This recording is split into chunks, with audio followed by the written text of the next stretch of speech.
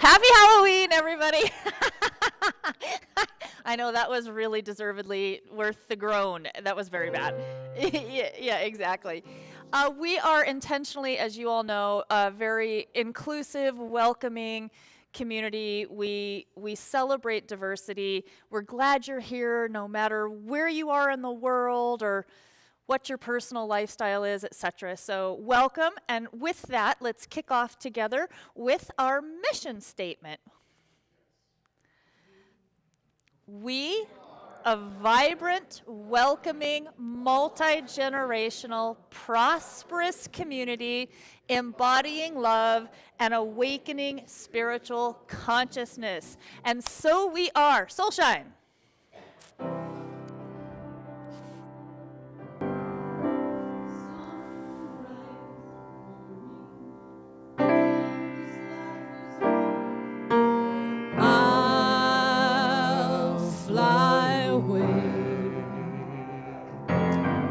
To that home on God's celestial shore, I'll fly away. Everybody stand up on your feet.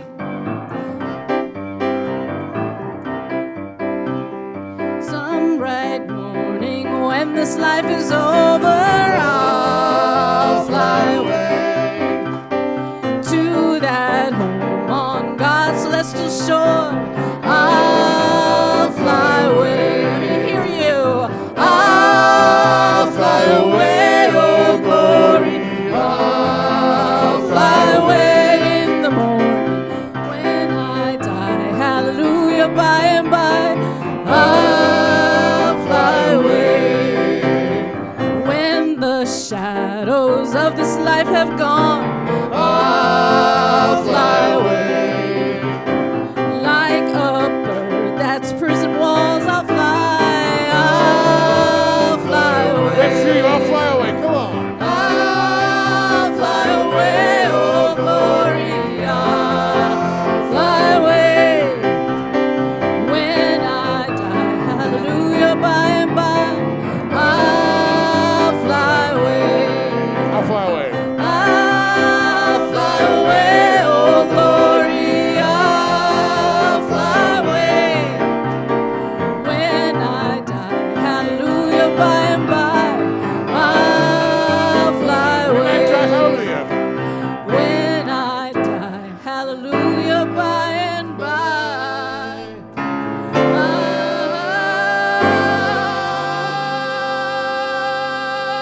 I'll fly away.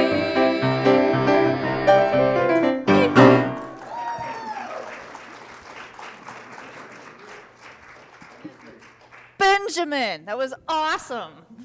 Fabulous, you guys. It sounded great. For those of you who don't know, I was raised in a kind of Southern Baptist, sort of hellfire, brimstone, tiny little, terrifying, honestly, country church.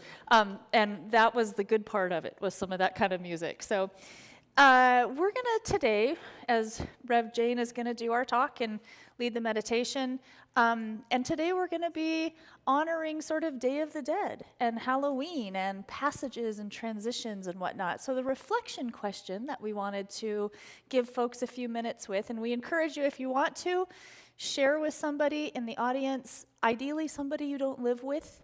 And then online, Jane and I are going to see if we can actually communicate just online, if they can work the mics out. We're going to try that. And if not, just take a moment with the upcoming question and just reflect, maybe journal a little bit. So the question is, what was your most significant experience with death? And how has that shaped you? How is that shaping you? So just a couple of minutes with that deep reflection. And I have no idea if we can talk online.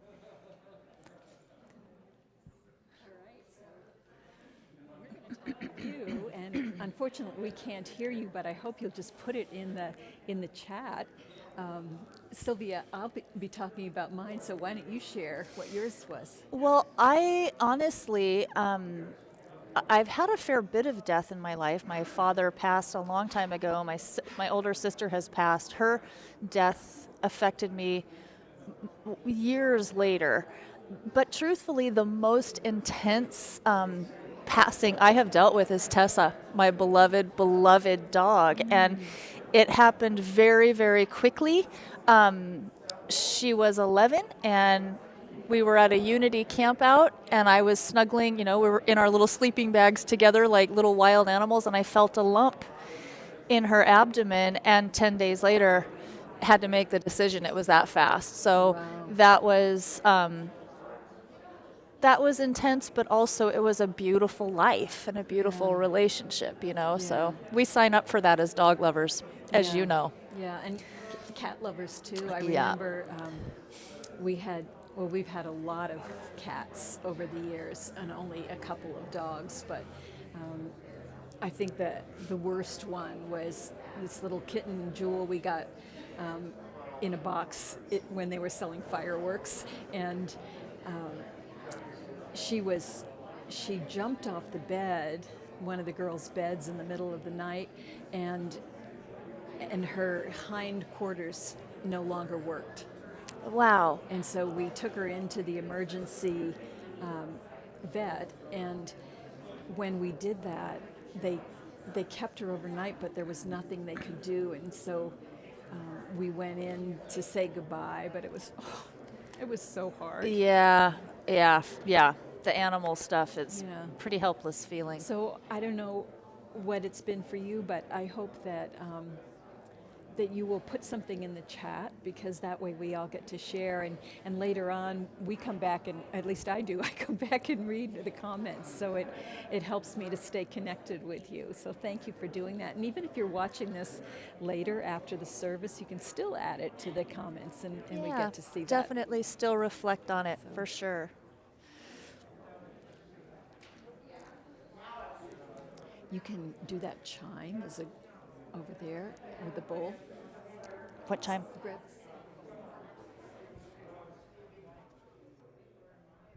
Just chime it.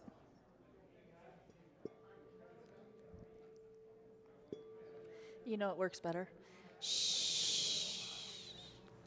Isn't that great? You can make all the big loud noises that you want. You can shout, be quiet, but if you actually just quietly go shh, it quiets the crowd more. I think that's fascinating. Huh?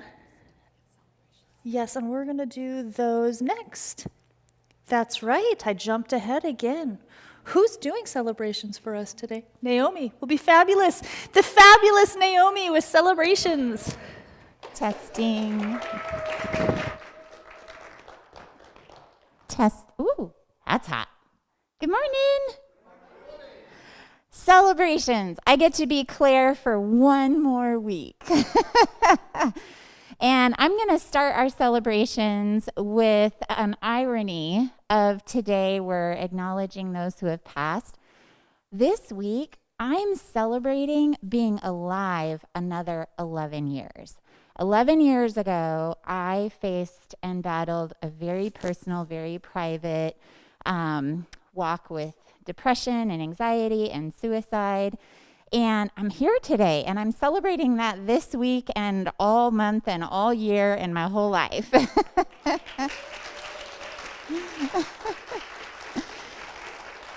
And we didn't have any celebrations online on Facebook yet, but anyone here in the room with a celebration? Jody? One, I just think it's so interesting because the thing that came up for me was suicide, because I have a lot of suicide and depression in my family. And then I sit down, and Mary's son's friend just took his life. And so it's just kind of interesting that came up, and then you said that. And so celebrating, the healing and whatever for myself and the generational stuff that's been broken. But I just wanted to let everyone know, this isn't a celebration yet, but I know it will be once I put it out. I'm looking for a keyboard or a piano, so if anybody wants to make that my dream come true, and I can pay for it. We celebrate a keyboard coming in. I almost called you jumping water deer. This is my mom, Rachel. So I'm celebrating my new home and getting relocated and settled in the most delightful place with the most delightful person. And just in all of that, the joy that of the boundless resources of the one.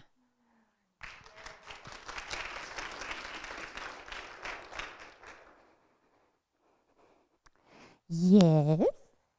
Well, first, I was at the Habitat Restore, and they have a small spinet upright piano. They're closed today, but I think it's only 125. I'm not sure. But, I'm celebrating my father's birthday. He was born on Halloween. And I'm celebrating the Braves are one game away from clinching the World Series. Woohoo!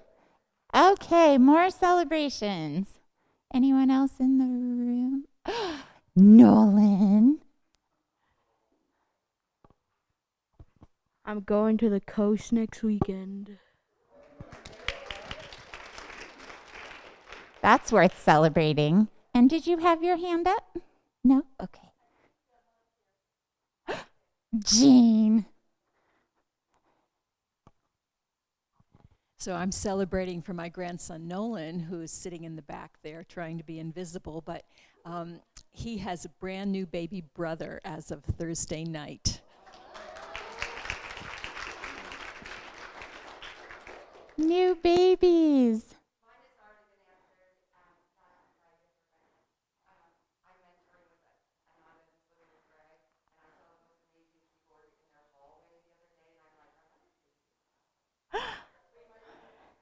For those online, the keyboard request has already been met. Any other celebrations? All right, back to you. Celebrating the performance of the Seahawks this year. But I am still riding for the brand. That's all I can say. I'm still riding for the brand. Yeah, as if any of that really matters, right? In the grand scheme of things. So we're going to take us into prayer now. And I've mentioned it many times before, and many of you know, but one of the transformative aspects for me of unity was the practice of affirmative prayer. It's not the beseeching, there's a God out there that we need saving. It's I think Charles Fillmore, who's one of the founders of Unity, actually called prayer the highest mind activity. It's not about changing God's mind. It's about changing our mind and coming into alignment with the truth of who we are and with the sense of oneness and presence and stepping out of our little human selves and into the allness that we are. So the other great thing about Unity is that if you put in a prayer claim form, which you can do on the paper sheet in the back of the seats, or you can do online on our website, there's a easy link. Our prayer team here will pray on that, holding your intention, holding your claim at the center of their awareness and intention, and then it gets sent to Silent Unity at Unity Village, and it gets prayed on for another 30 days. So it's really, it's a really powerful thing that Unity has to offer, and I just encourage you. And you can also put in prayer claim forms for great stuff. Every once in a while, I'll just drop one in for I'm just grateful for gratitude, right? Whatever it is. It can be a claim for something that you're wanting to come in. It can also be a recognition of the goodness that already is flowing in. And I want to let you know that anyone who would like to have a superpower, hypercharged prayer at the end of service can come up here, and Donna's showing hers. You can hold it up. We have prayer chaplains, and they will be with their white stools, and you can come up for a one-on-one power prayer as well. So with that, I just encourage us to come into the holy instant of right now. And let's allow any aspect of the do list, any busyness that might have happened earlier today, anything that needs to be done later on in the day, just let that drop away for now and come into this moment.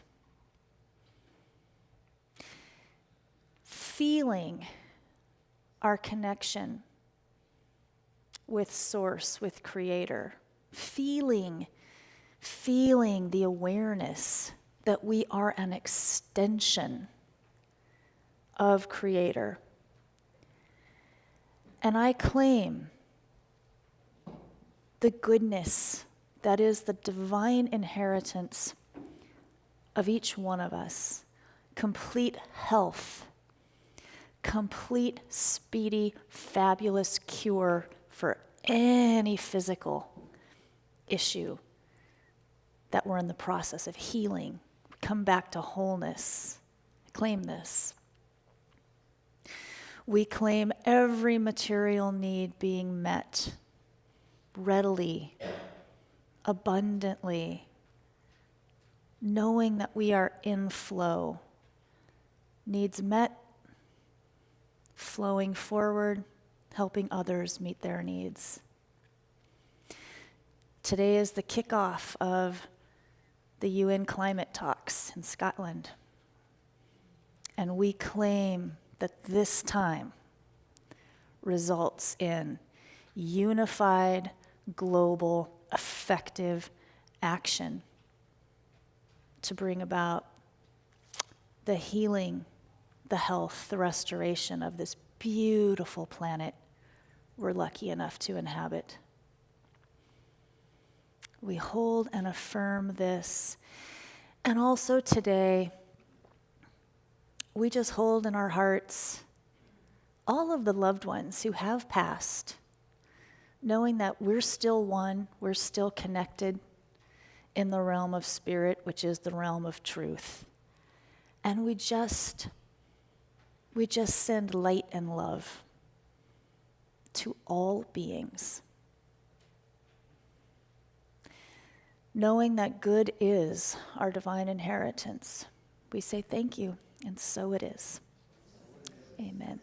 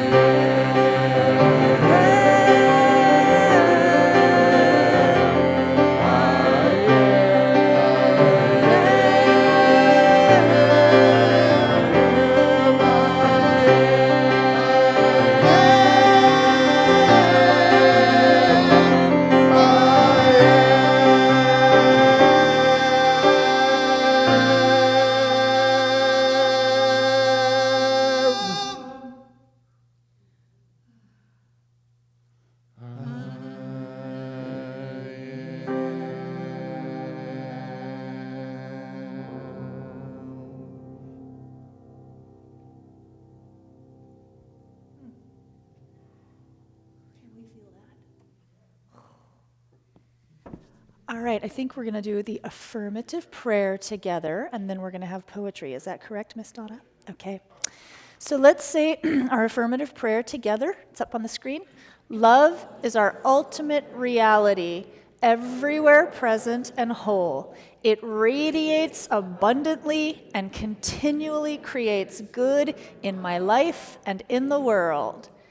As we gratefully acknowledge the presence and power of love now, we see the people and circumstances we hold in prayer healed and illumined by love. And so it is. This poem is in honor of two friends who passed this week. Both of them happen to be light workers, Donna Sessler and Amari Gold. The inevitable calling. Death, many times over in our lives, whether it be the parakeet we harbored in a cage, or a goldfish named Sam, or a beloved puppy who we played with in our backyards. Death, many times over in our lives, whether it be a parent, a friend from school, the generous neighbor 3 houses down, or a favorite cousin who made us laugh so hard our sides split. Death, many times over in our lives. What do we do with this occurrence? We know in our heart of hearts it will happen. Yet when it does, it sometimes takes our breath away. It can shatter our faith in humanity. It can rattle our once stable emotional cages so that we are never the same again. The inevitable is calling, calls us again and again. Tears can be shed right now over this. It's okay. Let the tears come. Let the grief take you to unexpected places. Why? Because this is all part of this great tapestry of life.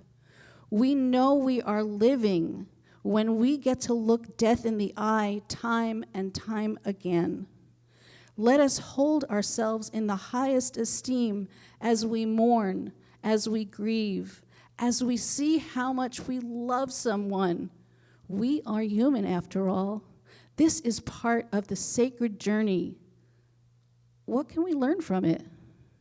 I, for one, have learned that the loved ones live in my heart forever. I have learned to celebrate their lives, not endlessly grieve for them. At this time of year, the veils are thin. Can you hear them chirping, barking, neighing, calling? Whatever form their life took. They were there for you, and you were there for them. Honor them, tell their stories, be present to that place in your heart that they occupied. Sing their favorite songs, dance their essence that moved you, and know that time will heal and does heal, and death will be at your doorstep at some point.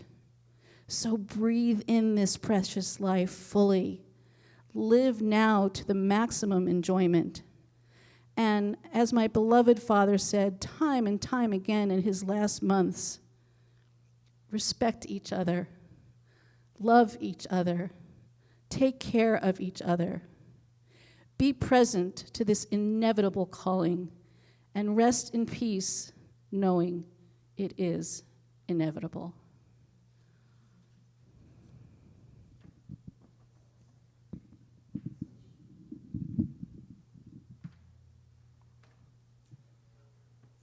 Take those beautiful thoughts into meditation. I invite you to just close your eyes and really be aware of the breath that is moving through your body right now. When a baby is born and they take their first breath, we celebrate. When a person takes their last breath, we mourn.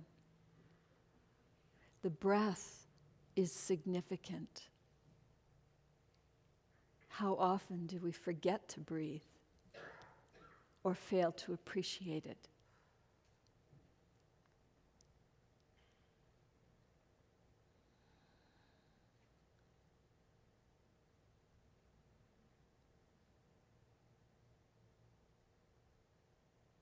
And let yourself just imagine as you are reveling in this breath,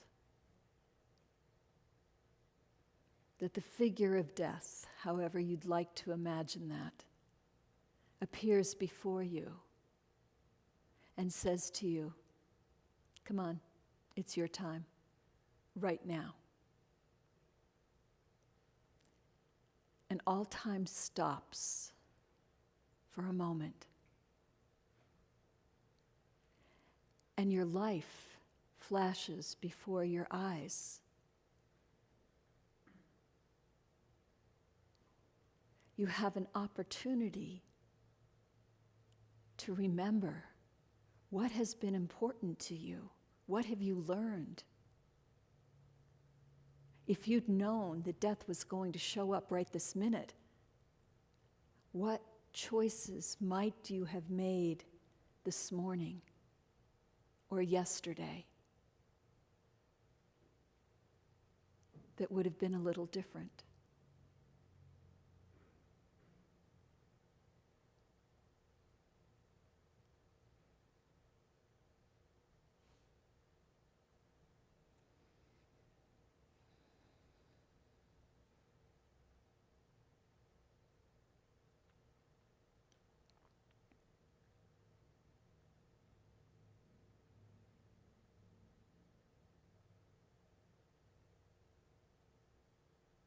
And now let yourself imagine that the figure of death says to you, actually, I've had second thoughts.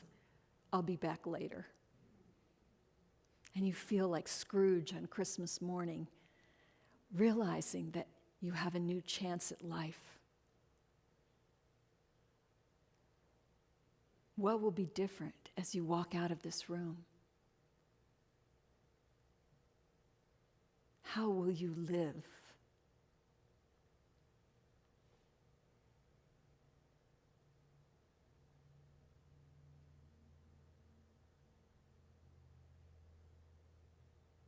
Now let's just bring our attention back, savoring each breath, being present in this moment. And as the musicians give us their first song, if you haven't had a chance to put your picture of your loved ones on the altar, don't hesitate to come up and do so.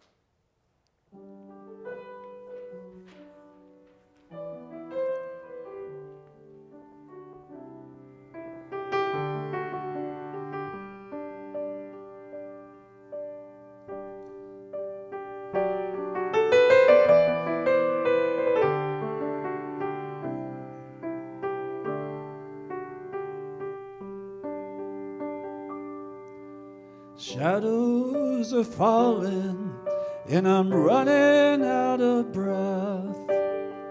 Keep me in your heart for a while. If I leave you, it doesn't mean I love you any less. Keep me in your heart for a while. When you get up in the morning and you see that crazy sun, keep me in your heart for a while. There's a train leaving nightly called when all is said and done. Keep me in your heart for a while. Sha-la-la-la-la-la-la-la-la-la-lo. Keep me in your heart for a while. Sha-la-la-la-la-la-la-la-la-lo. Keep me in your heart for a while.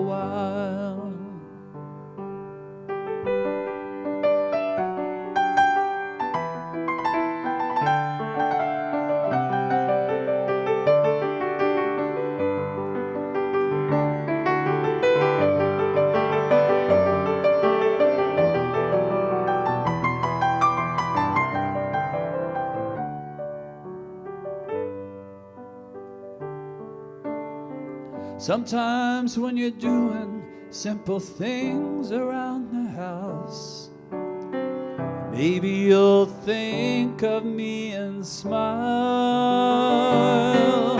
You know I'm tied to you like the buttons on your blouse.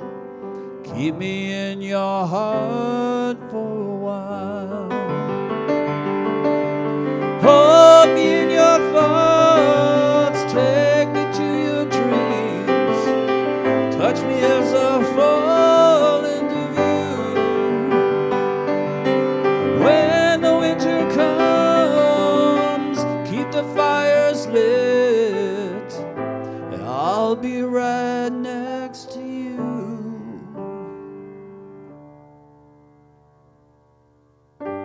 Engine drivers headed north to Pleasant Stream.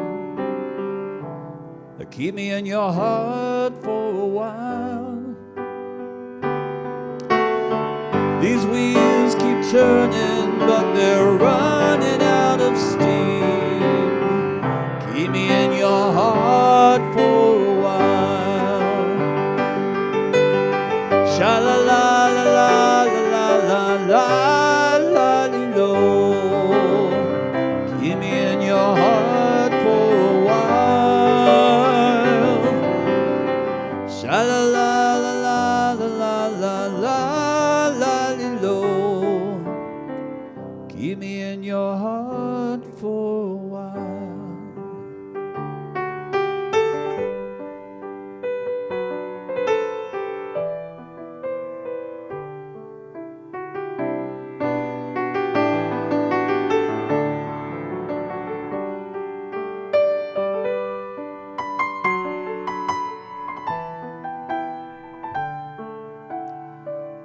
Keep me in your heart for a while.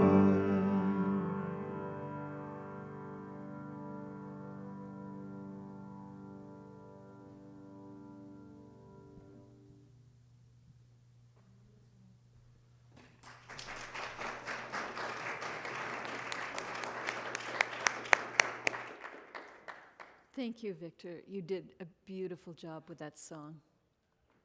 That song actually is part of an album that Warren Zevon created in the year before he died. He knew he was dying, and he was not, if you're not familiar with his music, he was not known for tender songs. But the shadow of death did something to shift how he was experiencing life. And that's the first gift of death, is that we begin to experience life differently when we are conscious of our mortality. And sometimes we become conscious of that because maybe we have a near-death experience or in meditation or something like that, but most of the time, we become aware of our mortality because someone that we love has died. This altar here comes from the Dia de los Muertos, is what it's called in Spanish. And our Latinx family have created this custom that we are honoring here.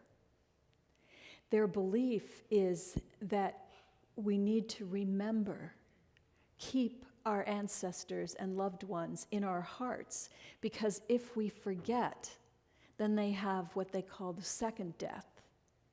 They disappear completely.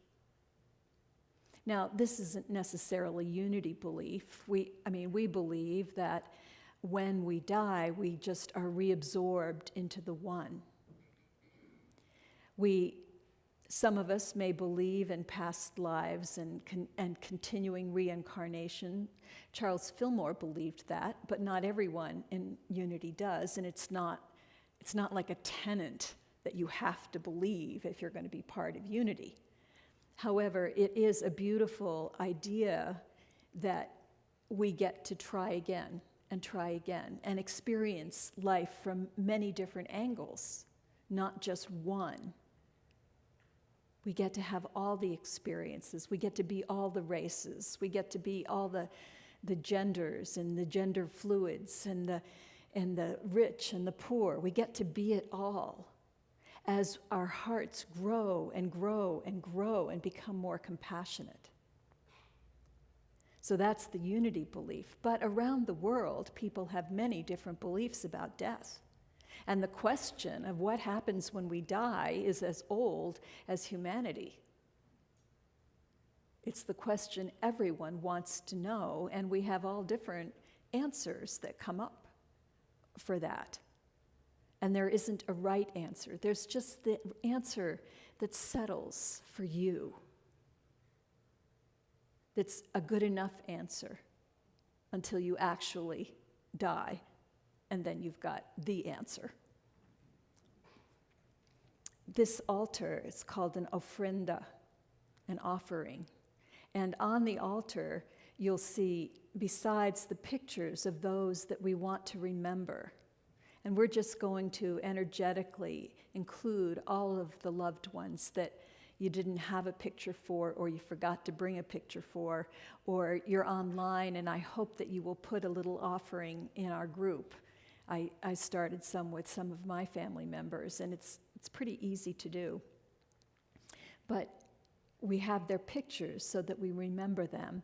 We have offerings of the 4 elements, so there's a glass of water there, because they may get thirsty on their travels coming back through these thin times to visit. There is food, offerings of the earth.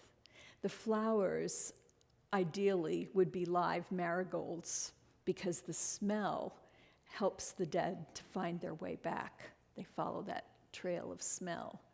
The candle represents fire, and it can also represent wind. And they have, if you've seen those, like the prayer flags, those are supposed to gather the wind, and that allows that element to be represented, but I didn't have any of those. So that's what's on the altar. The idea is that they come back to visit. And why would they do that? I believe they would do that because we need to be reminded of the gifts that they gave to us. These are our ancestors, they're our family members, they're our friends, and they hold riches in their souls that benefited us.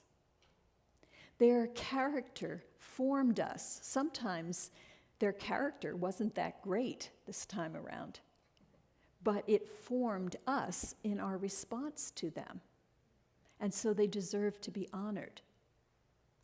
It's so interesting. I was very familiar with this custom, and I'm familiar with Samhein, which is the Celtic festival that sort of morphed into Halloween.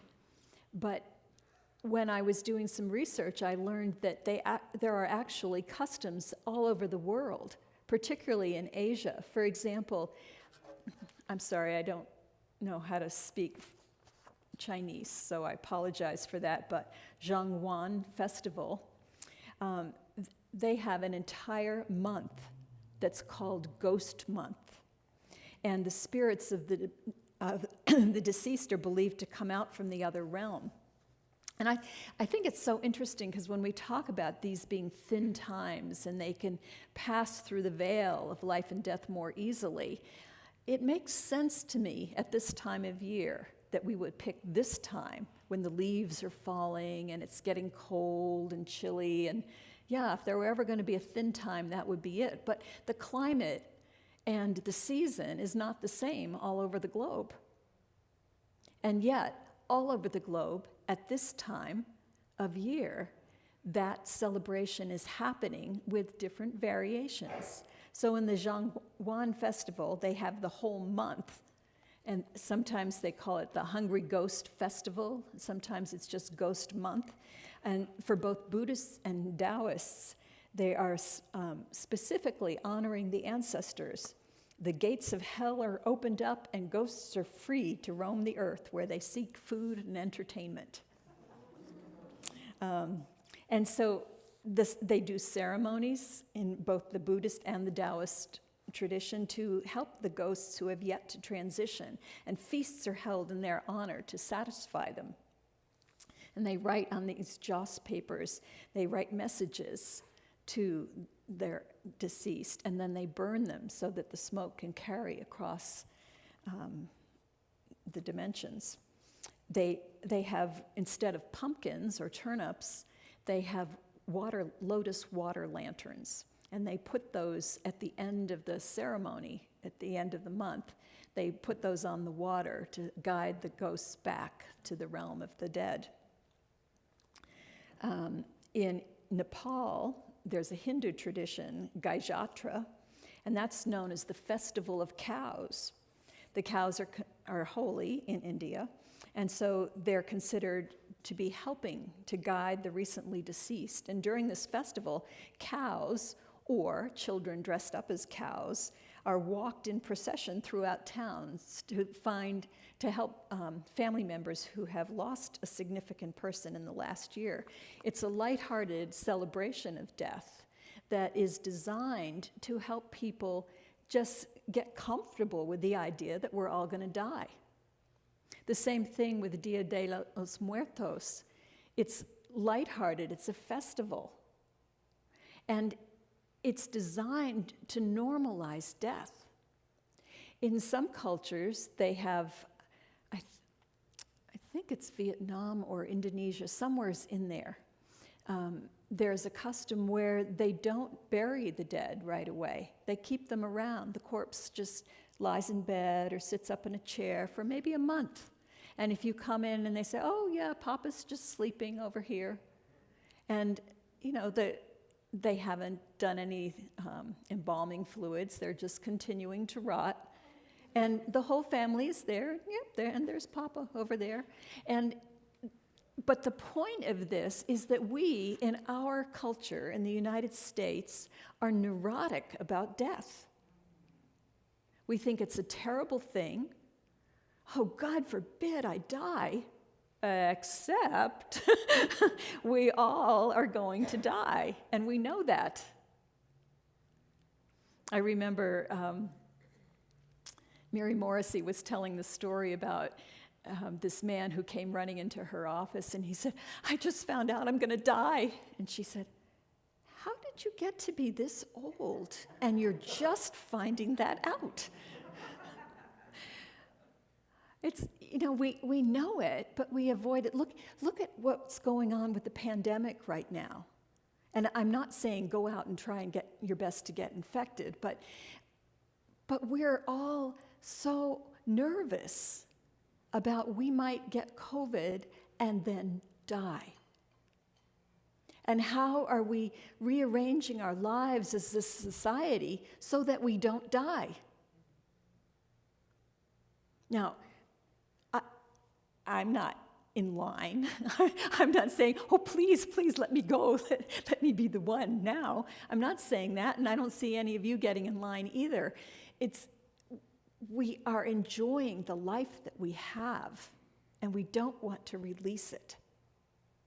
But it's important for us to remember, and death is a gift to us, to remind us this is not all it is. It's a reminder that while we are here, let's really live.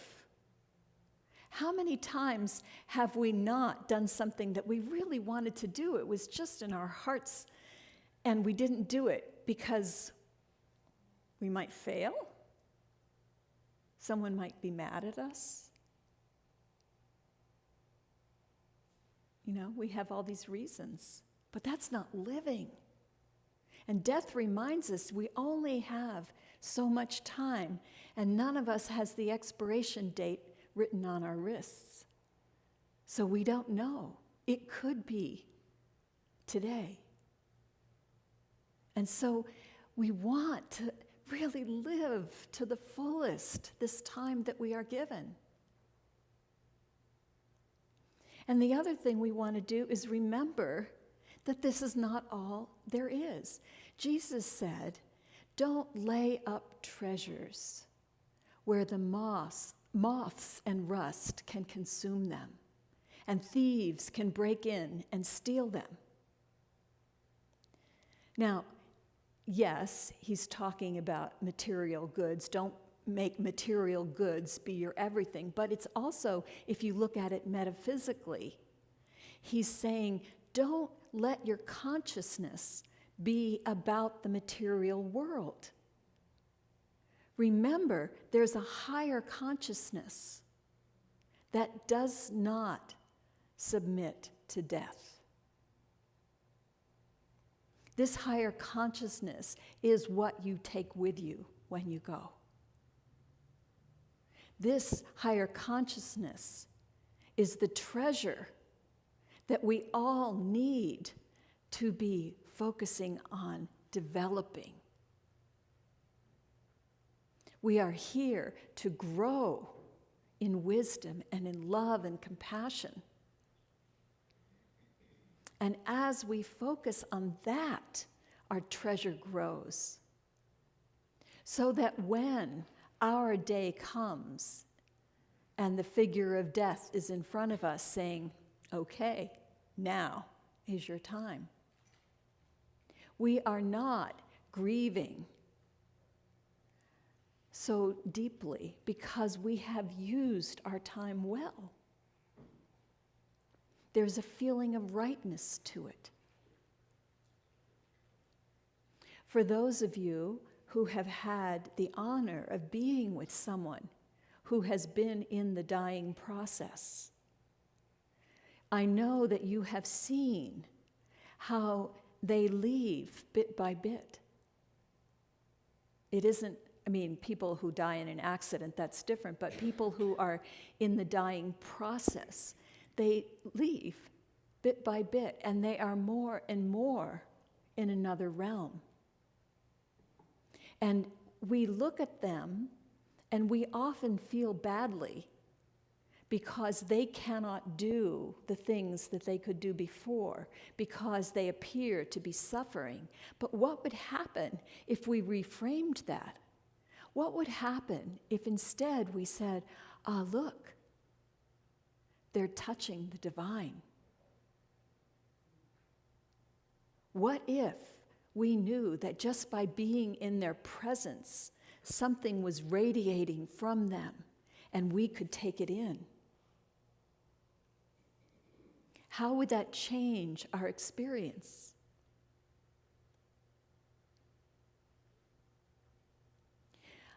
I don't know about you, but I think about if I were to die, I think about all the people that I would leave behind and how sad they would be. At least I'm imagining that.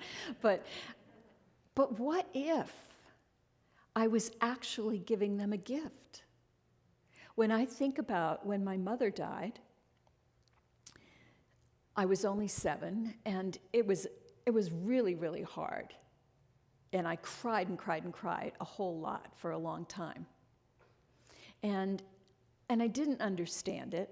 I tried to make up excuses like God needed her more than I did, which was, that was total bull. But it just helped me in the moment to ease my concerns. But, now I know that's not true. But what I have found as I've worked with this pain through a lifetime is that it did something to crack open my heart.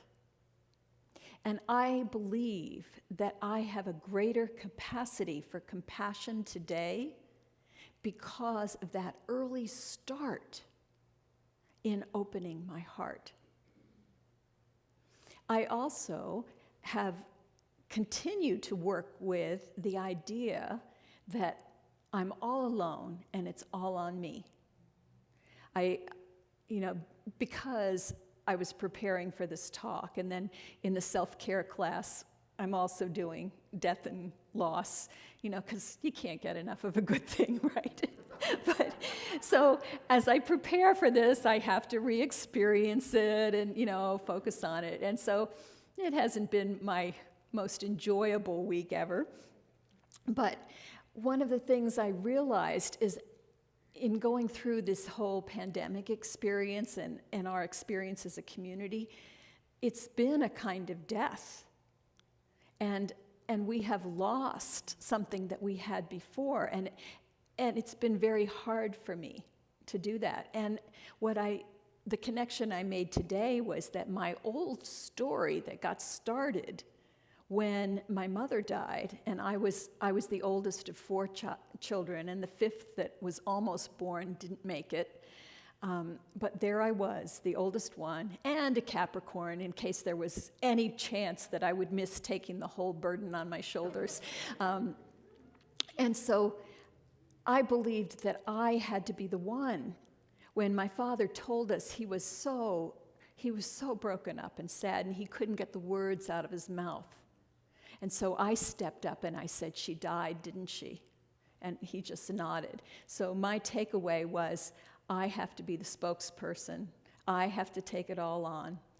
And I'm 7, and I don't know how to do this. And so what I realized is, whoa, here I am again. I may as well be 7. I've got this whole community I'm trying to keep together, and I don't know how. And that's when I start to remember, except there's a whole big dimension out here. It's not just me. It's not just my body. And this is the time to turn to my consciousness of the divine and realize that the divine is doing something here. We, the divine that we are creating something here. But that wasn't my first thought. And if it weren't for death, I might not have come up with it at all.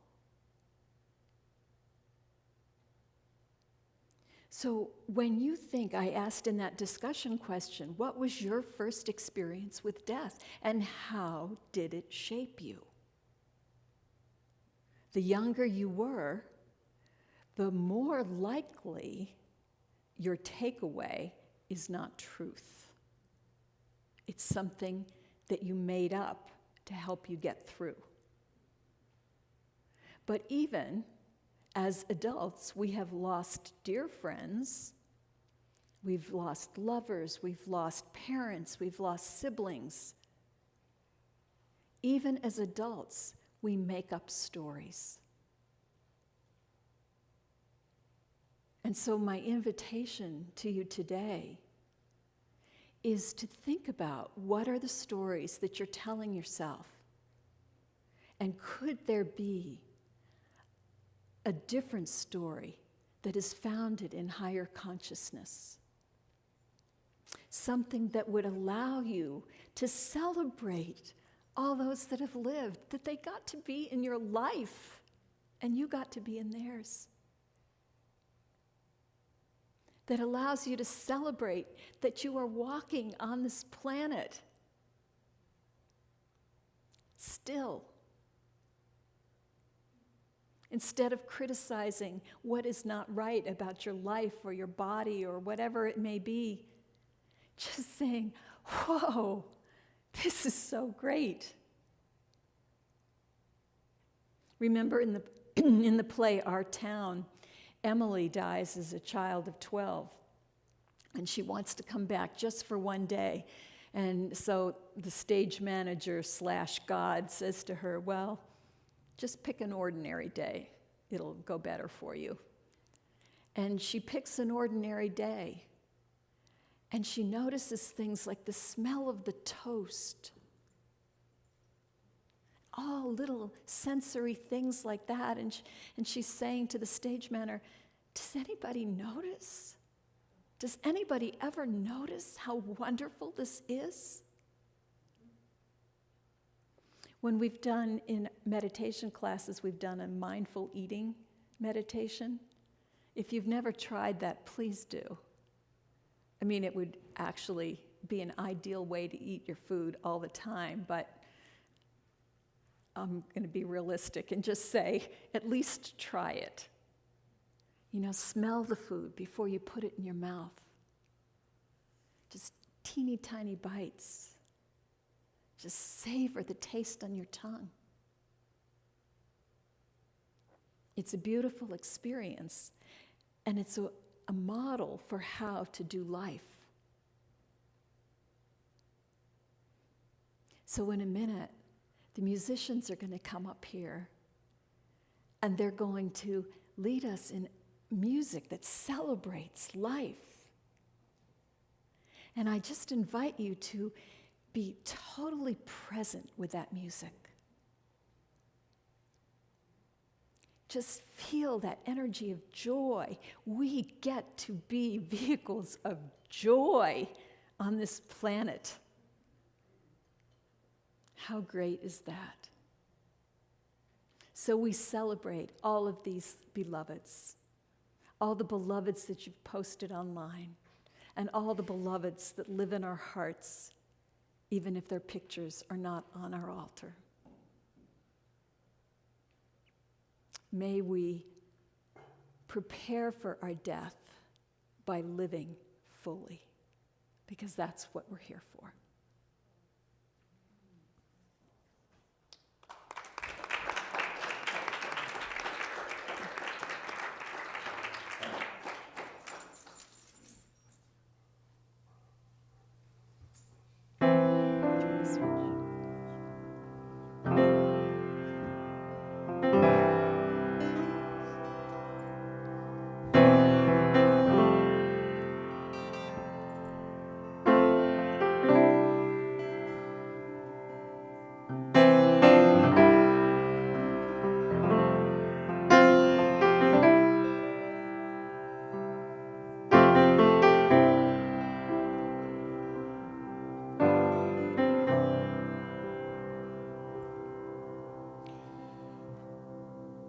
I know your life on earth was troubled, and only you can know the pain. You weren't afraid to face the devil. You were no stranger to the rain. Go rest high on that mountain. Son, your work on earth is done. Go to heaven shouting love for the Father and the Son.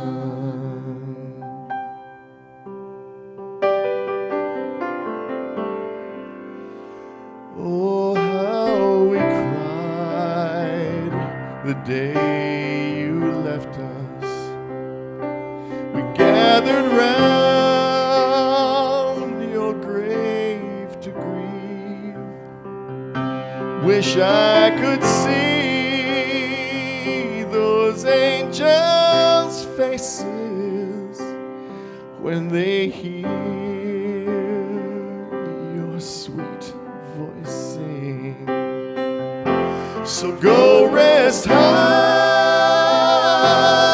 on that mountain.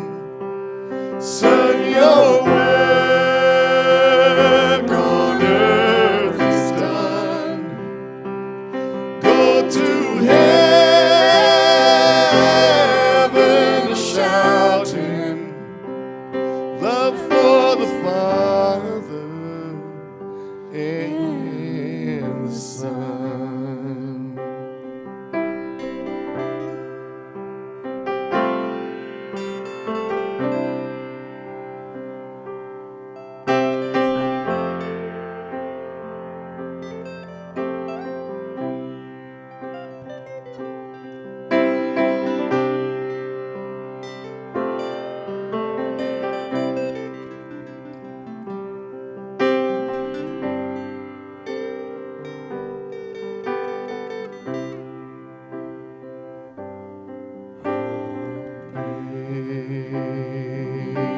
Amazing grace, how sweet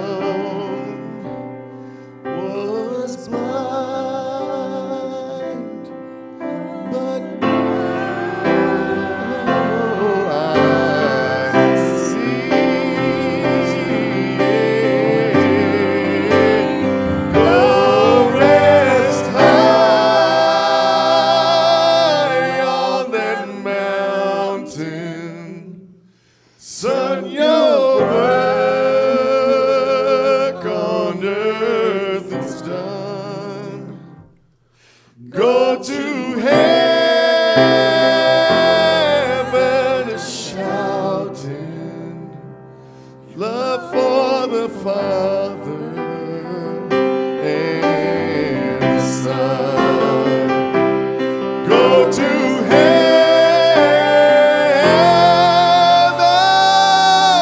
shouting, love for the Father and the Son.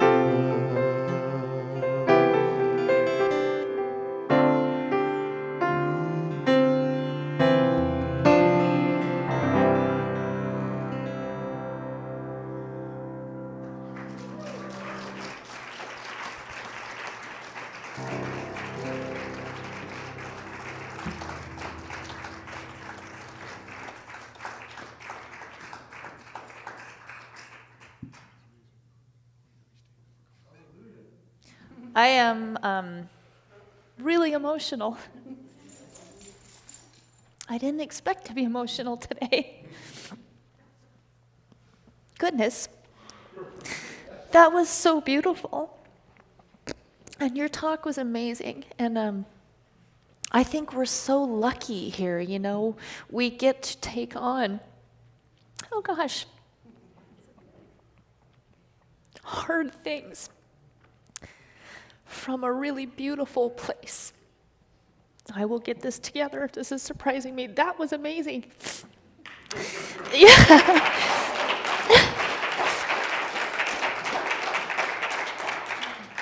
Totally amazing. Okay. Jane also said that she had forgot to mention she did her own fabulous makeup. She actually looks like this every day. But it is to acknowledge a conscious recognition of both the living and the dead aspect of life, and I thought it was really wonderful. And somewhere I heard that Myrtle Fillmore, one of our Unity founders, she said her approach to death was healthy, happy, healthy, happy, healthy, happy, dead. And I really kind of love that, right? You know, your point that really to observe death. And again, as your talk was titled, something that we all deal with over and over and over in this human part of our journey is not for wimps, right? I mean, it's not. But to really view that as a reminder to fully live. So just thank you to everybody. Today is what I would say. Okay, got myself kind of back together a little bit. Do we have anyone that's here for the first time in the room? Maybe online, we can't see you, but we sure do welcome you all. And anyone who is here for the first time, be sure to get a packet so that we can keep you informed of what we're doing and welcome you back. And with that, we're going to go into our offering. We're going to go into our time of blessing. So if we can have our ushers come up. Thank you, ushers.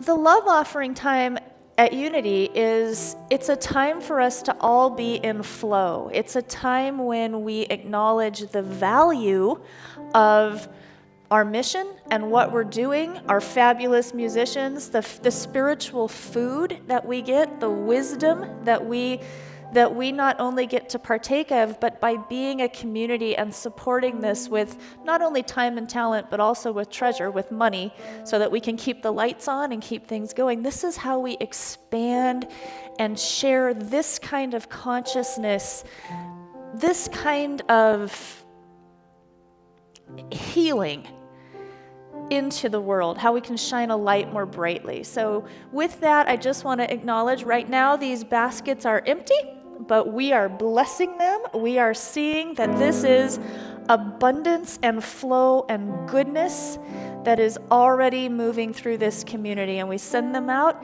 for you to put your treasure in. Also, your prayer claim forms can go in the baskets as well.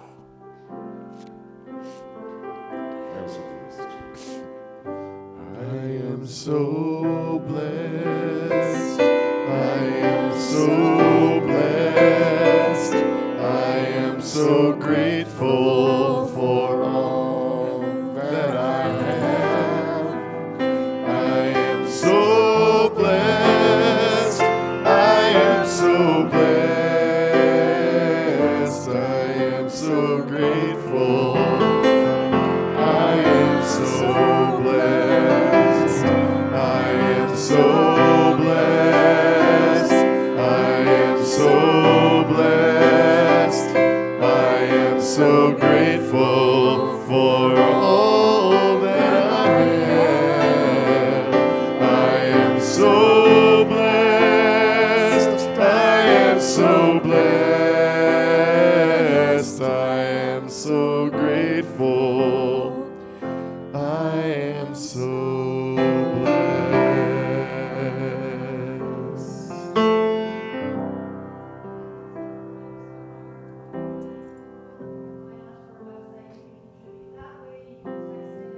Contribution, whatever makes sense to you.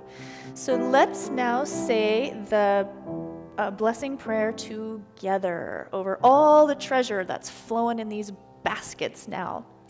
From the love of pure spirit within us, we bless these gifts. We send them forth to heal, bless, and prosper. They are evidence of our faith and belief. They do good work in the world today and return to us multiplied abundantly, and so it is. Thank you, guys. Thank you, greeters. Thank you, everybody.